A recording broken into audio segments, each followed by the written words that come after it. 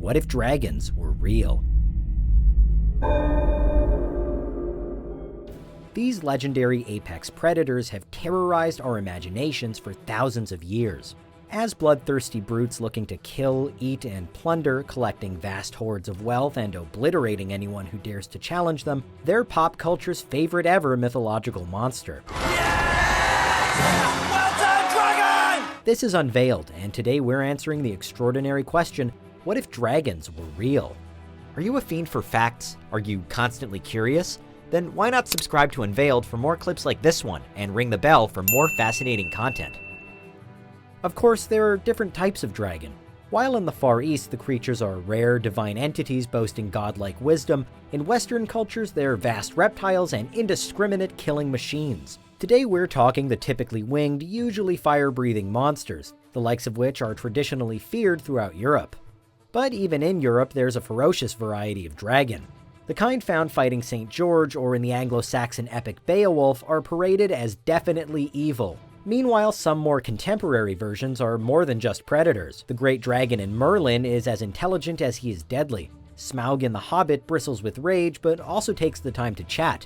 Daenerys' dragons in Game of Thrones are terrifying, but tremendously loyal. And as for the animated characters in the How to Train Your Dragon franchise, they're proof that even legendary lizards from hell can be cute.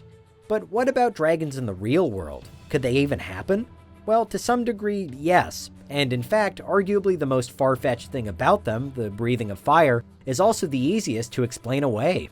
When it comes to actual fire-breathing creatures, science first points us to the tiny bombardier beetle, which squirts boiling hot, noxious chemicals from its body when it feels threatened. The mechanism is a completely natural thing, much like a squid's ink defense or a skunk's spray, only it wards off potential predators by burning them.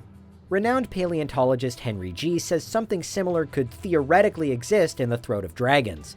G goes one step further though, theorizing that if an animal could somehow internally mix ethanol and sulfuric acid, they could wind up producing diethyl ether, which is so combustible that the simple action of spitting it out could ignite it.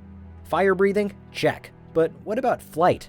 It feels like it should be the easier attribute to actually achieve, given that so many animals do already fly. But dragonflight almost certainly wouldn't play out like it does in the stories. The enormous leathery wings we're so used to imagining simply aren't big enough to get the monumental beasts off the ground. There is hope with wyverns though, a specific type of dragon more closely resembling bats or birds with only 2 legs and 2 wings. Relatively speaking, wyverns are just a little more plausible. That said, it's actually scientifically unheard of for a creature with a backbone to also have the full set of 6 limbs that a dragon usually needs: arms, legs, and wings.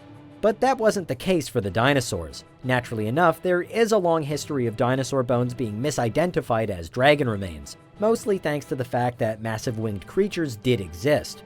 The largest we know of were the Ashdarchid pterosaurs, huge flying reptiles about the same size as giraffes, with a wingspan of up to 20 meters. One of the largest fossils of this type was put on display in Germany in 2018, where it was ominously nicknamed Dracula. But say the scientifically improbable 6-limbed beasts did exist.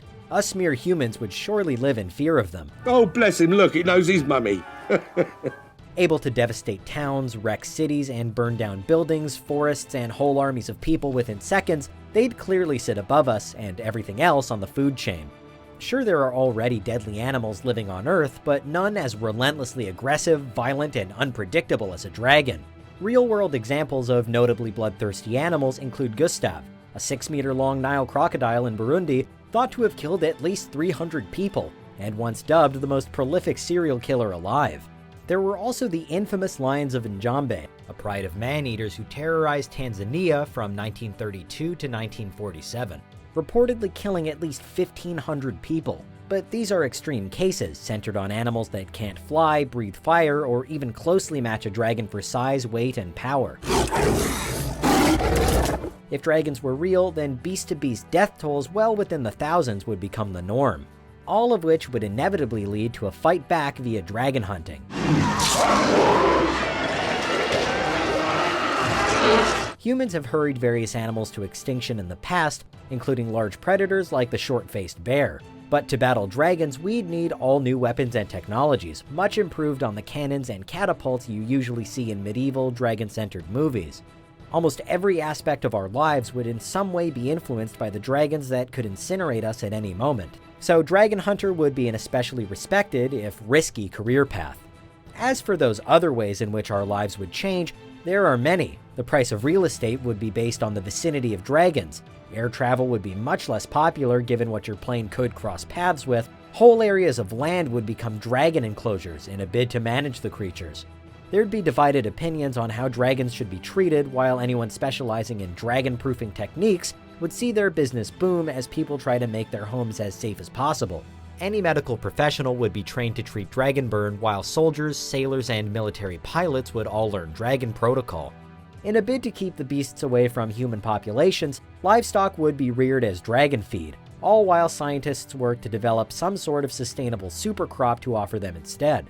Whole weather systems could even be influenced by the fiery presence of a dragon nearby, while social media and local news channels would be constantly awash with the latest dragon sightings. But it needn't be all bad, and some pop culture dragons do tap into a brighter side of our hypothetical coexistence. Hop on, Spyro! If dragons could in any way be tamed, then they'd become our allies, friends, or even pets. After all, domesticated exotic animals aren't exactly unheard of in recent history, even if they are controversial. There'd no doubt be some in support of dragon racing for sport, while others would campaign for dragon freedom. It's okay. It's okay. We'd see a much greater dragon influence on our art, culture, and history in general, and the existence of dragons would serve as a constant reminder of our own place in the world. As equal parts terrifying and majestic, the Earth would be theirs to rule. And that's what would happen if dragons were real. What do you think? Is there anything we missed? Let us know in the comments, check out these other clips from Unveiled, and make sure you subscribe and ring the bell for our latest content.